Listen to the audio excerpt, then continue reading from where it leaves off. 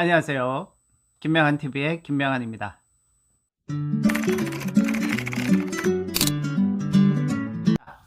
오늘은 특별히 처음으로 이 10만 명이 열광한 퀀텀 독수법의 원리 알려드리겠습니다. 최초 공개입니다. 왜? 퀀텀 독수법의 원리 최초 공개.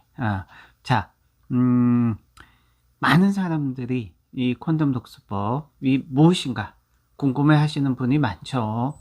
그래서 퀀텀 독수법의 세 가지 원리, 이 세 가지 원리를 제가 공개한 적이 별로 없어요.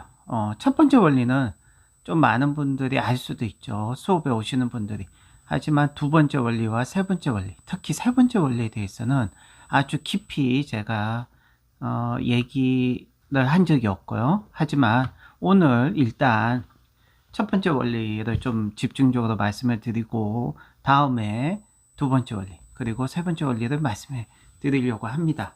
자, 퀀텀 독수법 과연 어떤 원리이기 때문에 2, 3주 만에 독서 능력이 뭐 3배, 5배, 10배 또 심지어 어떤 분들은 2, 3주 만에 원페이지 리딩을 하게 되죠. 지금은 원페이지 리딩이 아니라 양페이지 리딩까지 하시는 분들이 속출하고 있는데요. 자, 퀀텀 독수법의 원리 세 가지 중에 자, 첫 번째 원리를 말씀해 드릴게요. 자, 퀀텀 독수법의 첫 번째 원리는 무엇이냐? 자, 제가 이해하기 쉽도록 그림을 하나 띄우겠습니다. 자, 이걸 보시면 아시겠지만 우리가 유치원 때 또는 초등학교 때 태어나서 처음으로 텍스트, 글을 배우는 원리가 바로 이 4단계 메커니즘이에요. 그래서 학교라는 어떤 글자 텍스트를 배울 때 처음에는 시각적으로 눈으로 봐야 되고요. 두 번째, 입을 통해서 소리 내서 말해야 되고, 세 번째, 귀로 듣고 그 청각적인 자극을 가지고 이해하는 메커니즘이죠. 그래서 쉽게 얘기해서 이러한 어떤 4단계 메커니즘, 이 4단계 메커니즘은 우리가 평생 책을 읽을 때 그대로 유지가 돼요. 그래서 눈을 사용해서 눈으로 보고 입으로 소리 내고 귀로 듣고 뇌로 이해하는 이 4단계 메커니즘이 그대로 유지가 되고요. 그래서 우리가 도서관에 가서 책을 읽을 때 입으로 소리는 내지 않죠. 겉으로. 하지만 입속에서 소리를 내야 되고요. 또 입속에서 소리 낸 걸 귀로 듣고 그래야 뇌가 이해할 수 있는 일반적인 독서 메커니즘으로 우리가 독서를 해요. 근데 여기서 2단계와 3단계를 어문적인 요소라고 하고요. 1단계와 4단계만 의미적인 요소라고 할 수 있죠. 사실은. 자, 그런데 획기적인 이 퀀텀 독서법의 첫 번째 원리, 물론 첫 번째 원리보다 두 번째 원리가 훨씬 더 중요하고요. 두 번째 원리보다 세 번째 원리가 훨씬 더 중요합니다. 하지만 자, 김명한 칼리지의 퀀텀 독서법의 이 첫 번째 원리 뭐냐면, 자, 2단계와 3단계를 하지 않고, 자, 이 그림처럼 2단계와 3단계를 하지 않고 바로 1단계에서 4단계로 읽는 것이 퀀텀 독서법의 첫 번째 원리입니다. 자, 이것이 가능할까요? 예, 가능합니다. 왜?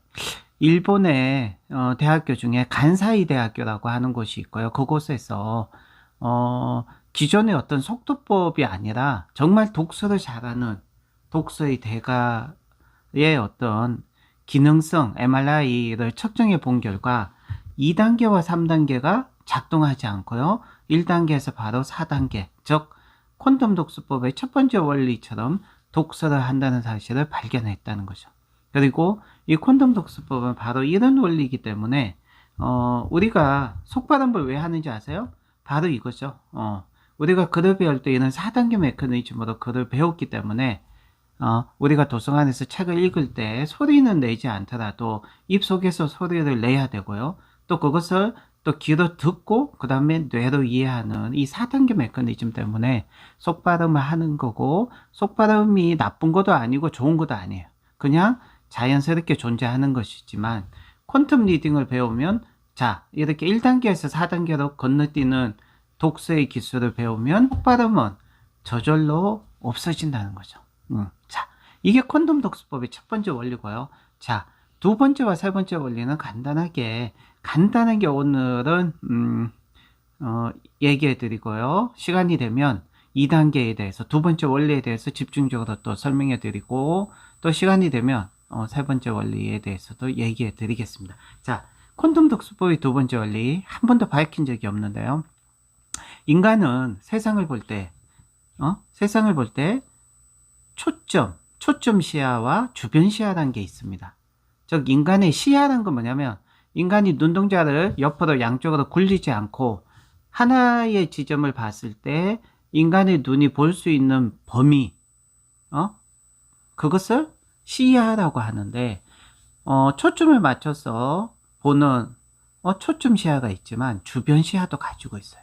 콘돔 독수법의 하나의 두 번째 원리는 이 주변 시야를 움직여서 읽게 하고요.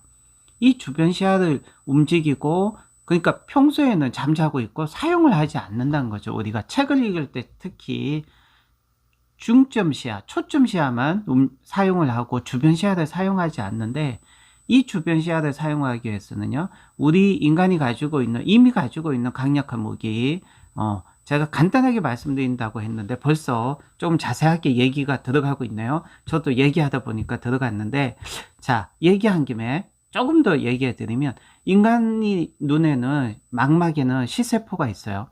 자, 시세포에는 두 가지 종류가 있는데, 하나는 원추세포, 하나는 간상세포예요. 원추세포는 어떤 여러 가지 설명이 되어 있지만, 그런 어떤 설명을 뛰어넘어서, 저는 책을 읽을 때 독서 천재들은 원추세포와 간상세포 두 가지를 다 이용해서 독서를 해요. 그러니까 이 두 가지 세포 중에 하나는 초점을 맞춰서 읽는데 사용하는 세포고요. 다른 하나는 주변을 보는데 사용하는 세포란 거죠. 자, 콘돔 독수법의 세 번째 원리. 이 세 번째 원리는 굉장히 중요한 원리죠. 이 세 번째 원리 덕분에 원페이지 리딩, 양페이지 리딩 하신 분이 나온다고 저는 생각해요. 콘돔 독수법에 숨겨져 있는 세 번째 원리는, 인간은요, 의식적으로 세상을 볼 수도 있지만 동시에 무의식적으로 세상을 봐요. 그러니까 콘돔 독수법의 세 번째 원리는 무의식적인 독서다. 자, 무의식적인 독서는 뭐냐면, 우리 인간의 눈은 놀랍게도 1초에 똑같은 그림, 똑같은 텍스트를 4번 반복해서 봐야지만 의식적으로 볼 수 있어요. 근데 1초에 만약에 0.25초에 한 번 보고 또 0.25초에 한 번 보고 두 번만 봤다, 그러면 우리는 볼 수 없어요. 의식할 수 없어요. 근데 무의식적으로는 읽은 거죠. 그래서 이 콘돔 독수법의 세 번째 원리, 굉장히 인간은요, 의식적으로 아는 것보다 무의식적으로 아는 게 훨씬 더 많고요. 이 무의식에 관련해서 재밌는 얘기들을 제가 많이 해드릴 수 있는데, 지금은 일단 시간 관계상 나중에 이제 두 번째 원리에 대해서 집중적으로 말씀해 드리고, 또 세 번째 원리에 대해서 집중적으로 말씀해 드릴 때 좀 더 재미있고 굉장히 놀라운 사실들을 얘기해 드리려고 합니다. 그래서 자, 콘돔 독수법의 세 가지 원리를 최초로 공개해 드렸습니다. 지금까지 김명환TV의 김명환 작가였습니다. 감사합니다.